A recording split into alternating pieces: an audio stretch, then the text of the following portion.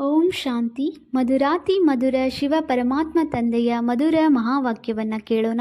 ಇಂದಿನ ಮುರಳಿಯ ದಿನಾಂಕವಾಗಿದೆ 17/6/2025. ಪ್ರಾತಃ ಮುರಳಿ ಬಾಪ್ತಾದ ಮಧುಬನ್. ಮಧುರ ಮಕ್ಕಳೇ, ತಮ್ಮ ಕಲ್ಯಾಣ ಮಾಡಿಕೊಳ್ಳಬೇಕೆಂದರೆ ಪ್ರತಿಯೊಂದು ಪ್ರಕಾರದ ವ್ರತವನ್ನಿಟ್ಟುಕೊಳ್ಳಿ.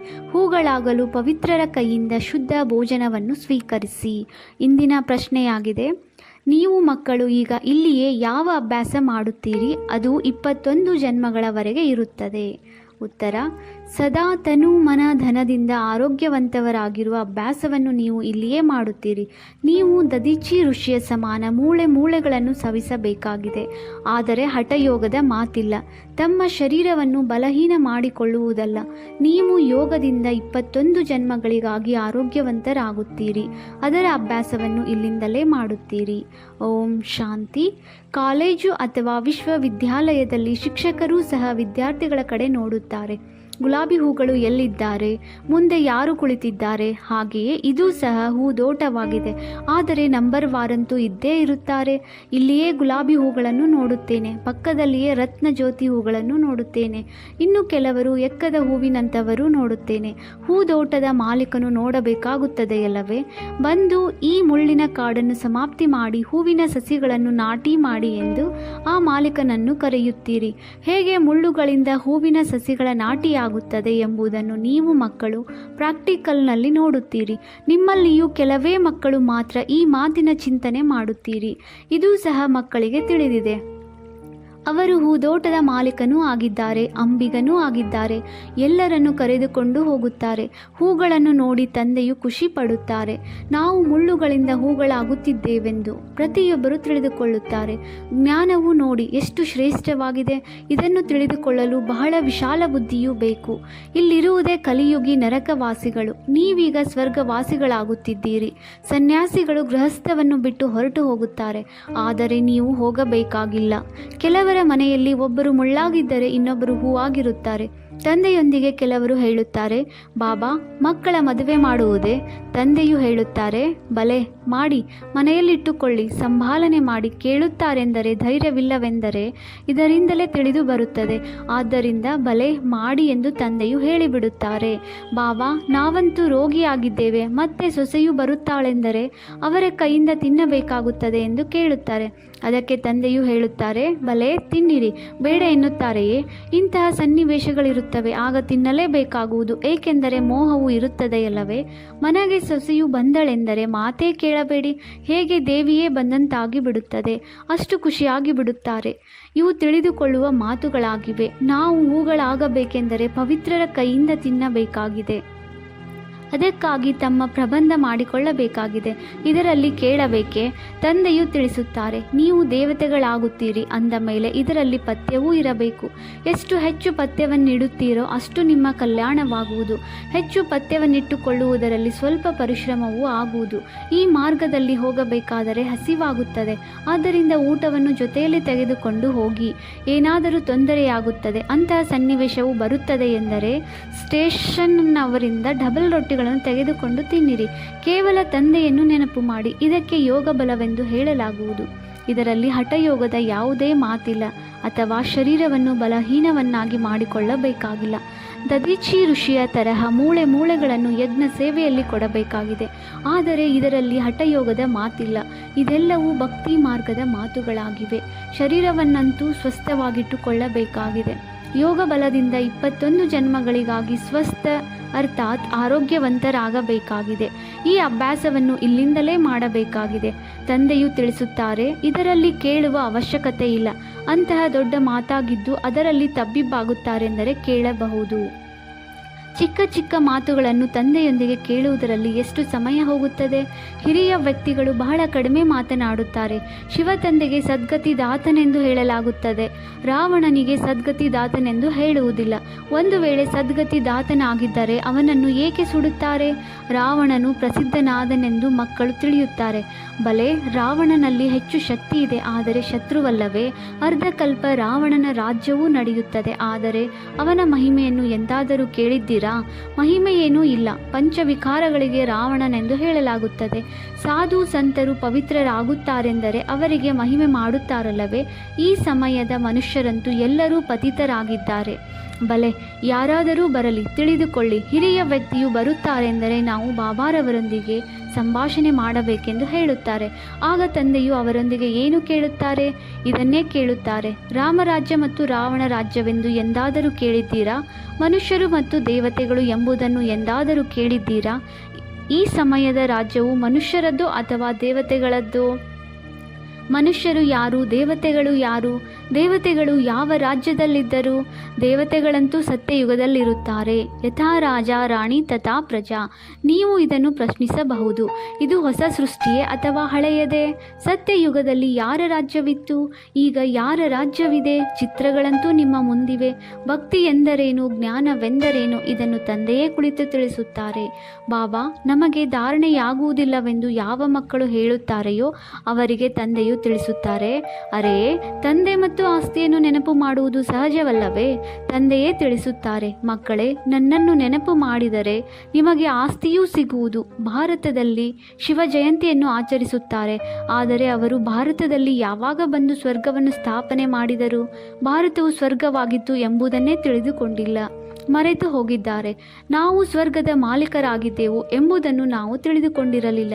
ಈಗ ತಂದೆಯ ಮೂಲಕ ಪುನಃ ದೇವತೆಗಳಾಗುತ್ತಿದ್ದೇವೆಂದು ಹೇಳಿ ತಿಳಿಸುವವನು ನಾನಾಗಿದ್ದೇನೆ. ಸೆಕೆಂಡಿನ ಜೀವನ್ಮುಕ್ತಿ ಎಂದು ಗಾಯನವಿದೆ, ಆದರೆ ಇದರ ಅರ್ಥವನ್ನು ತಿಳಿದುಕೊಳ್ಳುವುದಿಲ್ಲ. ಸೆಕೆಂಡಿನಲ್ಲಿ ನೀವು ಸ್ವರ್ಗದ ಪರಿಗಳಾಗುತ್ತಿರಲ್ಲವೇ? ಇದಕ್ಕೆ ಇಂದ್ರ ಸಭೆ ಎಂದು ಹೇಳುತ್ತಾರೆ. ಇದಕ್ಕೆ ಅವರು ಮಳೆ ಸುರಿಸುವವರನ್ನು ಇಂದ್ರನೆಂದು ತಿಳಿಯುತ್ತಾರೆ. ಮಳೆ ಸುರಿಸುವವರದ್ದು ಯಾವುದೇ ಸಭೆ ಇರುತ್ತದೆಯೇ? ಈ ರೀತಿ ಇಂದ್ರ ಸಭೆ ಏನೇನನ್ನೂ ಹೇಳುತ್ತಾರೆ. ಇಂದು ಪುನಃ ಈ ಪುರುಷಾರ್ಥ ಮಾಡುತ್ತಿದ್ದೀರಿ. ಇದು ವಿದ್ಯೆಯಲ್ಲವೇ? ಕಾನೂನಿನ ವಿದ್ಯೆಯನ್ನು ಓದುತ್ತಾರೆಂದರೆ ನಾವು ನಾಳೆ ಬ್ಯಾರಿಸ್ಟರ್ ಆಗುತ್ತೇವೆಂದು ತಿಳಿಯುತ್ತಾರೆ. ನೀವು ಇಂದು ಓದುತ್ತೀರಿ, ನಾಳೆ ಶರೀರವನ್ನು ಬಿಟ್ಟು ಹೋಗಿ ರಾಜಧಾನಿಯಲ್ಲಿ ಜನ್ಮ ಪಡೆಯುತ್ತೀರಿ. ನೀವು ಭವಿಷ್ಯಕ್ಕಾಗಿ ಪ್ರಾರಬ್ಧವನ್ನು ಪಡೆಯುತ್ತೀರಿ. ಇಲ್ಲಿಂದ ಓದಿ ಹೋಗುತ್ತೇವೆಂದರೆ ಮತ್ತೆ ನಮ್ಮ ಜನ್ಮವು ಸತ್ಯಯುಗದಲ್ಲಾಗುವುದು. ನಮ್ಮ ಲಕ್ಷ್ಯವೇ ಆಗಿದೆ ರಾಜಕುಮಾರ ರಾಜಕುಮಾರಿಯಾಗುವುದು.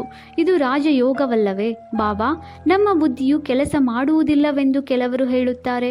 ನಿಮ್ಮ ಅದೃಷ್ಟವೇ ಹೀಗಿದೆ, ಡ್ರಾಮಾದಲ್ಲಿ ಪಾತ್ರವೇ ಹೀಗಿದೆ, ಅದನ್ನು ತಂದೆಯೂ ಬದಲಾವಣೆ ಮಾಡಲು ಹೇಗೆ ಸಾಧ್ಯ? ಸ್ವರ್ಗದ ಮಾಲೀಕರಾಗಲು ಎಲ್ಲರೂ ಹಕ್ಕುದಾರರಾಗಿದ್ದಾರೆ. ಆದರೆ ನಂಬರ್ ವಾರಂತೂ ಇರುತ್ತಾರಲ್ಲವೇ? ಎಲ್ಲರೂ ರಾಜರಾಗಿ ಬಿಡುವುದಿಲ್ಲ. ಈಶ್ವರಿಯ ಶಕ್ತಿ ಇದ್ದರೆ ಎಲ್ಲರನ್ನೂ ರಾಜರನ್ನಾಗಿ ಮಾಡಿಬಿಡಲಿ ಎಂದು ಕೆಲವರು ಹೇಳುತ್ತಾರೆ. ಮತ್ತೆ ಪ್ರಜೆಗಳೆಲ್ಲಿಂದ ಬರುವರು? ಇದು ತಿಳುವಳಿಕೆಯ ಮಾತಲ್ಲವೇ? ಈ ಲಕ್ಷ್ಮೀನಾರಾಯಣರ ರಾಜ್ಯವಿತ್ತು. ಈಗಂತೂ ಕೇವಲ ನಾಮ ಮಾತ್ರ ಮಹಾರಾಜ ಮಹಾರಾಣಿಯರಿದ್ದಾರೆ. ಬಿರುದುಗಳನ್ನು ಸಹ ಕೊಟ್ಟು ಬಿಡುತ್ತಾರೆ. 1-2 ಲಕ್ಷಗಳು ಕೊಟ್ಟರೆ ಸಾಕು, ರಾಜಾರಾಣಿಯರ ಬಿರುದು ಸಿಗುತ್ತದೆ. ಮತ್ತೆ ಅವರ ಚಲನೆಯೂ ಈ ರೀತಿ ಇಟ್ಟುಕೊಳ್ಳಬೇಕು. ನಾವು ಶ್ರೀಮತದನುಸಾರ ನಮ್ಮ ರಾಜ್ಯವನ್ನು ಸ್ಥಾಪನೆ ಮಾಡುತ್ತಿದ್ದೇವೆ ಎಂದು ನೀವು ಮಕ್ಕಳು ತಿಳಿದುಕೊಂಡಿದ್ದೀರಿ. ಅಲ್ಲಂತೂ ಎಲ್ಲರೂ ಸುಂದರರಾಗಿರುತ್ತಾರೆ. ಈ ಲಕ್ಷ್ಮೀನಾರಾಯಣರ ರಾಜ್ಯವಿತ್ತಲ್ಲವೇ? ಶಾಸ್ತ್ರಗಳಲ್ಲಿ ಕಲ್ಪದ ಆಯಸ್ಸನ್ನು ಬಹಳ ದೀರ್ಘವಾಗಿ ಬರೆದಿರುವುದರಿಂದ ಮನುಷ್ಯರು ಮರೆತು ಹೋಗಿದ್ದಾರೆ. ನೀವೀಗ ಶ್ಯಾಮನಿಂದ ಸುಂದರರಾಗುವ ಪುರುಷಾರ್ಥ ಮಾಡುತ್ತಿದ್ದೀರಿ. ದೇವತೆಗಳು ಕಪ್ಪಾಗಿರುತ್ತಾರೆಯೇ? ಕೃಷ್ಣನನ್ನು ಕಪ್ಪು, ರಾಧೆಯನ್ನು ಬಿಳುಪಾಗಿ ತೋರಿಸುತ್ತಾರೆ. ಸುಂದರರಾಗಿದ್ದರೆ ಇಬ್ಬರೂ ಸುಂದರರಾಗಿರಬೇಕಲ್ಲವೇ? ಮತ್ತೆ ಕಾಮಚಿತೆಯನ್ನೇರಿ ಕಪ್ಪಾಗಿ ಬಿಡುತ್ತಾರೆ. ಅವರು ಸ್ವರ್ಣಿಮ ಪ್ರಪಂಚದ ಮಾಲೀಕರಾಗುತ್ತಾರೆ. ಇದು ಪತೀತ ಪ್ರಪಂಚವಾಗಿದೆ. ನೀವು ಮಕ್ಕಳಿಗೆ ಮೊದಲನೆಯದಾಗಿ ಆಂತರ್ಯದಲ್ಲಿ ಬಹಳ ಖುಷಿ ಇರಬೇಕು ಮತ್ತು ದೈವಿ ಗುಣಗಳನ್ನು ಧಾರಣೆ ಮಾಡಬೇಕಾಗಿದೆ. ಬಾಬಾ, ಬೀಡಿ ಸೇದುವ ಚಟವು ಬಿಟ್ಟು ಹೋಗುತ್ತಿಲ್ಲ ಎಂದು ಕೆಲವರು ತಂದೆಗೆ ಹೇಳುತ್ತಾರೆ. ಅದಕ್ಕೆ ತಂದೆಯು ಹೇಳುತ್ತಾರೆ, ಒಳ್ಳೆಯದು, ಚೆನ್ನಾಗಿ ಸೇಸಿರಿ. ಕೇಳುತ್ತೀರೆಂದರೆ ಇನ್ನೇನು ಹೇಳುವುದು? ವ್ರತದ ಅನುಸಾರ ನಡೆಯದಿದ್ದರೆ ಕೆಳಗೆ ಬೀಳುತ್ತೀರಿ. ತಮಗೆ ಅರಿವಿರಬೇಕಲ್ಲವೇ? ನಾವು ದೇವತೆಗಳಾಗುತ್ತೇವೆಂದರೆ ನಮ್ಮ ಚಲನೆ, ವಲನೆ, ಆಹಾರ ಪಾನೀಯಗಳು ಹೇಗಿರಬೇಕು ಎಂಬ ತಿಳುವಳಿಕೆ ನಿಮಗೆ ಇರಬೇಕು. ನಾವು ಲಕ್ಷ್ಮಿಯನ್ನು, ನಾರಾಯಣನನ್ನು ವರಿಸುತ್ತೇವೆಂದು ಎಲ್ಲರೂ ಹೇಳುತ್ತೀರಿ. ಒಳ್ಳೆಯದು, ತಮ್ಮನ್ನು ನೋಡಿಕೊಳ್ಳಿ. ಈ ರೀತಿಯ ಗುಣಗಳಿವೆಯೇ? ನಾವು ಬೀಡಿ ಸೇದುತ್ತೇವೆಂದರೆ ಮತ್ತೆ ನಾರಾಯಣನಾಗಲು ಸಾಧ್ಯವೇ? ನಾರದನ ಕಥೆಯೂ ಇದೆಯಲ್ಲವೇ? ನಾರದನೆಂದರೆ ಕೇವಲ ಒಬ್ಬರಲ್ಲ, ಎಲ್ಲ ಮನುಷ್ಯರು ಭಕ್ತರಾಗಿದ್ದಾರೆ, ಅಂದರೆ ನಾರದರಾಗಿದ್ದಾರೆ. ತಂದೆಯು ತಿಳಿಸುತ್ತಾರೆ, ದೇವತೆಗಳಾಗುವಂತಹ ಮಕ್ಕಳೇ, ಅಂತರ್ಮುಖಿಯಾಗಿ ತಮ್ಮೊಂದಿಗೆ ತಾವು ಮಾತನಾಡಿಕೊಳ್ಳಿ. ಯಾವಾಗ ನಾವು ದೇವತೆಗಳಾಗುತ್ತೇವೆಂದರೆ ನಮ್ಮ ಚಲನೆಯು ಹೇಗಿರಬೇಕು? ನಾವು ದೇವತೆಗಳಾಗುತ್ತಿದ್ದೇವೆ ಅಂದ ಮೇಲೆ ಮದ್ಯಪಾನ ಮಾಡಲು ಸಾಧ್ಯವಿಲ್ಲ, ಬೀಡಿ ಸೇದಲು ಸಾಧ್ಯವಿಲ್ಲ, ವಿಕಾರದಲ್ಲಿ ಹೋಗುವಂತಿಲ್ಲ, ಪತಿತರ ಕೈಯಿಂದ ತಯಾರಿಸುವುದನ್ನು ಸ್ವೀಕರಿಸಲು ಸಾಧ್ಯವಿಲ್ಲ. ಇದು ಸ್ಥಿತಿಯ ಮೇಲೆ ಪ್ರಭಾವ ಬೀರುತ್ತದೆ. ಈ ಮಾತುಗಳನ್ನು ತಂದೆಯೇ ತಿಳಿಸುತ್ತಾರೆ. ನಾಟಕದ ರಹಸ್ಯವನ್ನು ಸಹ ಯಾರೂ ತಿಳಿದುಕೊಂಡಿಲ್ಲ. ಇದು ನಾಟಕವಾಗಿದೆ. ಎಲ್ಲರೂ ಪಾತ್ರಧಾರಿಗಳಾಗಿದ್ದಾರೆ. ನಾವು ಆತ್ಮಗಳು ಮೇಲಿಂದ ಬರುತ್ತೇವೆ. ಪಾತ್ರವನ್ನಂತೂ ಇಡೀ ಪ್ರಪಂಚದ ಪಾತ್ರಧಾರಿಗಳೆಲ್ಲರೂ ಅಭಿನಯಿಸಬೇಕಾಗಿದೆ. ಎಲ್ಲರದು ತಮ್ಮ ತಮ್ಮ ಪಾತ್ರವಿದೆ. ಎಷ್ಟು ಮಂದಿ ಪಾತ್ರಧಾರಿಗಳಾಗಿದ್ದಾರೆಯೋ ಹೇಗೆ ಪಾತ್ರವನ್ನು ಅಭಿನಯಿಸುತ್ತಾರೆ. ಇದು ವಿವಿಧ ಕರ್ಮಗಳ ವೃಕ್ಷವಾಗಿದೆ. ಒಂದು ಮಾವಿನ ವೃಕ್ಷಕ್ಕೆ ವಿಭಿನ್ನ ವೃಕ್ಷವೆಂದು ಹೇಳುವುದಿಲ್ಲ, ಅದು ಮಾವಿನ ಹಣ್ಣನ್ನೇ ಕೊಡುತ್ತದೆ. ಇದು ವಿಭಿನ್ನ ವೃಕ್ಷವಾಗಿದೆ, ಆದರೆ ಇದರ ಹೆಸರಾಗಿದೆ ವಿಭಿನ್ನ ಧರ್ಮಗಳ ವೃಕ್ಷ. ಬೀಜವು ಒಬ್ಬರೇ ಆಗಿದ್ದಾರೆ. ಮನುಷ್ಯರ ವೈವಿಧ್ಯತೆ ನೋಡಿ ಎಷ್ಟೊಂದಿದೆ. ಒಬ್ಬೊಬ್ಬರು ಒಂದೊಂದು ತರಹ ಇದ್ದಾರೆ. ಇದೆಲ್ಲವನ್ನು ತಂದೆಯೇ ಕುಳಿತು ತಿಳಿಸುತ್ತಾರೆ. ಮನುಷ್ಯರಿಗೇನೂ ತಿಳಿದಿಲ್ಲ. ಮನುಷ್ಯರನ್ನು ತಂದೆಯೇ ಪಾರಸ ಬುದ್ಧಿಯವರನ್ನಾಗಿ ಮಾಡುತ್ತಾರೆ. ಮಕ್ಕಳಿಗೆ ತಿಳಿದಿದೆ, ಈ ಹಳೆಯ ಪ್ರಪಂಚದಲ್ಲಿ ಇನ್ನೂ ಸ್ವಲ್ಪ ದಿನಗಳು ಮಾತ್ರವೇ ಉಳಿದಿದೆ. ಕಲ್ಪದ ಹಿಂದಿನಂತೆ ಸಸಿಯ ನಾಟಿಯಾಗುತ್ತದೆ. ಒಳ್ಳೆಯ ಪ್ರಜೆಗಳು ಸಾಧಾರಣ ಪ್ರಜೆಗಳ ನಾಟಿಯಾಗುತ್ತದೆ. ಇಲ್ಲಿಯೇ ರಾಜಧಾನಿಯೂ ಸ್ಥಾಪನೆಯಾಗುತ್ತಿದೆ. ಮಕ್ಕಳು ಪ್ರತಿಯೊಂದು ಮಾತಿನಲ್ಲಿ ಬುದ್ಧಿಯನ್ನು ಉಪಯೋಗಿಸಬೇಕಾಗಿದೆ. ಮುರುಳಿ ಕೇಳಿದರೆ ಕೇಳಿದೆವು, ಬಿಟ್ಟರೆ ಬಿಟ್ಟೆವು ಎಂದಲ್ಲ. ಇಲ್ಲಿ ಕುಳಿತಿದ್ದರೂ ಬುದ್ಧಿಯು ಹೊರಗಡೆ ಅಲಿಯುತ್ತಿರುತ್ತದೆ. ಇಂಥವರು ಇದ್ದಾರೆ. ಕೆಲವರು ಸನ್ಮುಖದಲ್ಲಿ ಮುರುಳಿಯನ್ನು ಕೇಳುತ್ತಾ ಬಹಳ ಗದ್ಗದಿತರಾಗುತ್ತಾರೆ. ಮುರುಳಿಗಾಗಿ ಓಡುತ್ತಾರೆ. ಭಗವಂತನೇ ಓದಿಸುತ್ತಾರೆಂದ ಮೇಲೆ ಇಂತಹ ವಿದ್ಯೆಯನ್ನು ಬಿಡುವುದೇ? ಅಂತಹ ಸನ್ನಿವೇಶದಲ್ಲಿ ಕ್ಯಾಸೆಟ್ನಲ್ಲಿ ಬಹಳ ಚೆನ್ನಾಗಿ ರೆಕಾರ್ಡ್ ಆಗಿರುತ್ತದೆ. ಅದರಿಂದಾದರೂ ಕೇಳಬೇಕು. ಸಾಹುಕಾರರು ಖರೀದಿ ಮಾಡುತ್ತಾರೆಂದರೆ ಅದರಿಂದ ಬಡವರು ಸಹ ಕೇಳುತ್ತಾರೆ. ಇದರಿಂದ ಅನೇಕರ ಕಲ್ಯಾಣವಾಗುವುದು. ಬಡ ಮಕ್ಕಳೇ ತಮ್ಮ ಭಾಗ್ಯವನ್ನು ಬಹಳ ಚೆನ್ನಾಗಿ ರೂಪಿಸಿಕೊಳ್ಳುತ್ತಾರೆ. ತಂದೆಯು ಮಕ್ಕಳಿಗಾಗಿ ಮನೆಗಳನ್ನು ಕಟ್ಟಿಸುತ್ತಾರೆ. ಬಡವರು 2 ರೂಪಾಯಿಗಳನ್ನಾದರೂ ತಂದೆಗೆ ಕಳುಹಿಸುತ್ತಾರೆ. ಬಾಬಾ, ಇದರಿಂದ 1 ಇಟ್ಟಿಗೆಯನ್ನಾದರೂ ಬಾಬಾನ ಮನೆಗೆ ಉಪಯೋಗಿಸಿಕೊಳ್ಳಿ. ಈ 1 ರೂಪಾಯಿಯನ್ನು ಯಜ್ಞದಲ್ಲಿ ಹಾಕಿ ಎಂದು ಹೇಳುತ್ತಾರೆ. ಇನ್ನು ಕೆಲವರಂತೂ ಹುಂಡಿಯನ್ನು ತುಂಬಿಸುವವರು ಇರುತ್ತಾರಲ್ಲವೇ? ಮನುಷ್ಯರು ಆಸ್ಪತ್ರೆಯನ್ನು ಕಟ್ಟಿಸುತ್ತಾರೆಂದರೆ ಎಷ್ಟೊಂದು ಖರ್ಚಾಗುತ್ತದೆ. ಸಾಹುಕಾರರು ಸರ್ಕಾರಕ್ಕೆ ಬಹಳ ಸಹಯೋಗ ನೀಡುತ್ತಾರೆ. ಅದಕ್ಕೆ ಪ್ರತಿಯಾಗಿ ಏನು ಸಿಗುತ್ತದೆ? ಅಲ್ಪಕಾಲದ ಸುಖ. ಇಲ್ಲಿ ನೀವು ಏನೆಲ್ಲವನ್ನೂ ಮಾಡುತ್ತೀರೋ ಅದಕ್ಕೆ ಪ್ರತಿಯಾಗಿ 21 ಜನ್ಮಗಳಿಗಾಗಿ ಸಿಗುತ್ತದೆಯಲ್ಲವೇ? ಈ ಬ್ರಹ್ಮಾರವರು ಎಲ್ಲವನ್ನೂ ಅರ್ಪಣೆ ಮಾಡಿದರು. ವಿಶ್ವದ ಮೊದಲನೇ ಮಾಲೀಕರಾದರು. 21 ಜನ್ಮಗಳಿಗಾಗಿ ಇಂತಹ ವ್ಯಾಪಾರವನ್ನು ಯಾರು ತಾನೇ ಮಾಡುವುದಿಲ್ಲ? ಆದ್ದರಿಂದಲೇ ತಂದೆಗೆ ಭೋಲಾನಾಥನೆಂದು ಹೇಳುತ್ತಾರಲ್ಲವೇ? ಇದು ಈಗಿನದೇ ಮಾತಾಗಿದೆ. ತಂದೆಯು ಎಷ್ಟು ಬೋಲಾ ಭಂಡಾರಿಯಾಗಿದ್ದಾರೆ. ಎಷ್ಟು ಪ್ರಾಪ್ತಿ ಮಾಡಿಕೊಳ್ಳಬೇಕೋ ಅಷ್ಟು ಈಗಲೇ ಮಾಡಿಕೊಳ್ಳಿ ಎಂದು ಹೇಳುತ್ತಾರೆ. ಎಷ್ಟೊಂದು ಮಂದಿ ಬಡ ಮಕ್ಕಳಿದ್ದಾರೆ. ಕೆಲವರು ಬಟ್ಟೆಯನ್ನು ಹೊಲಿದು ಹೊಟ್ಟೆ ತುಂಬಿಸಿಕೊಳ್ಳುತ್ತಾರೆ. ತಂದೆಗೆ ಗೊತ್ತಿದೆ, ಇಂತಿಂಥವರು ಬಹಳ ಶ್ರೇಷ್ಠ ಪದವಿಯನ್ನೇ ಪಡೆಯುತ್ತಾರೆ. ಸುಧಾಮನ ಉದಾಹರಣೆ ಇದೆಯಲ್ಲವೇ? ಇಡೀ ಅವಲಕ್ಕಿಗೆ ಬದಲು 21 ಜನ್ಮಗಳಿಗಾಗಿ ಮಹಲು ಸಿಗುತ್ತದೆ. ಇವೆಲ್ಲ ಮಾತುಗಳನ್ನು ನೀವು ನಂಬರ್ವಾರ್ ಪುರುಷಾರ್ಥದನುಸಾರ ಅರಿತುಕೊಂಡಿದ್ದೀರಿ. ತಂದೆಯು ತಿಳಿಸುತ್ತಾರೆ, ನಾನು ಬೋಲಾನಾಥನೂ ಆಗಿದ್ದೇನೆ. ಈ ದಾದಾರವರು ಬೋಲಾನಾಥನಲ್ಲ, ಇವರು ಬ್ರಹ್ಮ. ಹೇಳುತ್ತಾರೆ, ಶಿವ ತಂದೆಯು ಬೋಲಾನಾಥನಾಗಿದ್ದಾರೆ. ಆದ್ದರಿಂದ ಅವರಿಗೆ ಸೌದಾಗಾರ, ರತ್ನಾಗಾರ್, ಜಾದೂಗಾರನೆಂದು ಕರೆಯಲಾಗುತ್ತದೆ. ನೀವು ವಿಶ್ವದ ಮಾಲೀಕರಾಗುತ್ತೀರಿ. ಇಲ್ಲಿ ಭಾರತವೇ ಕಂಗಾಲಾಗಿದೆ. ಪ್ರಜೆಗಳು ಸಾಹುಕಾರರಾಗಿದ್ದಾರೆ. ಸರ್ಕಾರವು ದೀನನಾಗಿ ಬಿಟ್ಟಿದೆ. ನಿಮಗೆ ತಿಳಿದಿದೆ, ಭಾರತವು ಒಂದಾನೊಂದು ಕಾಲದಲ್ಲಿ ಎಷ್ಟು ಶ್ರೇಷ್ಠವಾಗಿತ್ತು, ಸ್ವರ್ಗವಾಗಿತ್ತು. ಅದರ ಸಾಕ್ಷಾಧಾರಗಳೂ ಇವೆ. ಸೋಮನಾಥ ಮಂದಿರವು ಎಷ್ಟೊಂದು ವಜ್ರ ರತ್ನಗಳಿಂದ ಶೃಂಗರಿತವಾಗಿತ್ತು. ಅದನ್ನು ಒಂಟೆಗಳ ಮೇಲೆ ತುಂಬಿಸಿಕೊಂಡು ತೆಗೆದುಕೊಂಡು ಹೋದರು. ಮಕ್ಕಳು ತಿಳಿದುಕೊಂಡಿದ್ದೀರಿ. ಈಗ ಪ್ರಪಂಚವು ಅವಶ್ಯವಾಗಿ ಬದಲಾಗಲಿದೆ. ಅದಕ್ಕಾಗಿ ನೀವು ತಯಾರು ಮಾಡಿಕೊಳ್ಳುತ್ತಿದ್ದೀರಿ. ಯಾರು ಮಾಡುವರೋ ಅವರು ಪಡೆಯುವರು. ಮಾಯೆಯ ಹೋರಾಟವು ಬಹಳಷ್ಟಾಗುತ್ತದೆ. ನೀವು ಈಶ್ವರನ ಶಿಷ್ಯರಾಗಿದ್ದೀರಿ. ಉಳಿದೆಲ್ಲರೂ ರಾವಣನ ಶಿಷ್ಯರಾಗಿದ್ದಾರೆ. ಶಿವ ತಂದೆಯು ನಿಮಗೆ ಆಸ್ತಿಯನ್ನು ಕೊಡುತ್ತಾರೆ. ತಂದೆಯ ವಿನಃ ಮತ್ಯಾವುದೇ ಮಾತು ನಿಮ್ಮ ಬುದ್ಧಿಯಲ್ಲಿ ಬರಬಾರದು. ಒಳ್ಳೆಯದು. ಮಧುರಾತಿ ಮಧುರ ಅಗಲಿ ಹೋಗಿ ಮರಳಿ ಸಿಕ್ಕಿರುವಂತಹ ಮಕ್ಕಳಿಗೆ ಮಾತಾಪಿತ ಬಾಪ್ ದಾದಾರವರ ನೆನಪು, ಪ್ರೀತಿ ಹಾಗೂ ನಮಸ್ತೆ. ಆತ್ಮೀಯ ಮಕ್ಕಳಿಗೆ ಆತ್ಮೀಯ ತಂದೆಯ ನಮಸ್ತೆ. ನಾವು ಆತ್ಮೀಯ ಮಕ್ಕಳಿಂದ ಆತ್ಮೀಯ ತಂದೆಗೆ ನೆನಪು, ಪ್ರೀತಿ ಹಾಗೂ ನಮಸ್ತೆ ನಮಸ್ತೆ ನಮಸ್ತೆ. ಧಾರಣೆಗಾಗಿ ಮುಖ್ಯ ಸಾರ. ಪಾಯಿಂಟ್ ನಂಬರ್ 1, ಅಂತರ್ಮುಖಿಯಾಗಿ ತಮ್ಮೊಂದಿಗೆ ತಾವು ಮಾತನಾಡಿಕೊಳ್ಳಿ. ನಾವು ದೇವತೆಗಳಾಗುತ್ತಿದ್ದೇವೆ ಅಂದ ಮೇಲೆ ನಮ್ಮ ಚಲನೆಯು ಹೇಗಿದೆ? ಅಶುದ್ಧ ಆಹಾರ ಪಾನೀಯಗಳಂತೂ ಇಲ್ಲವೇ?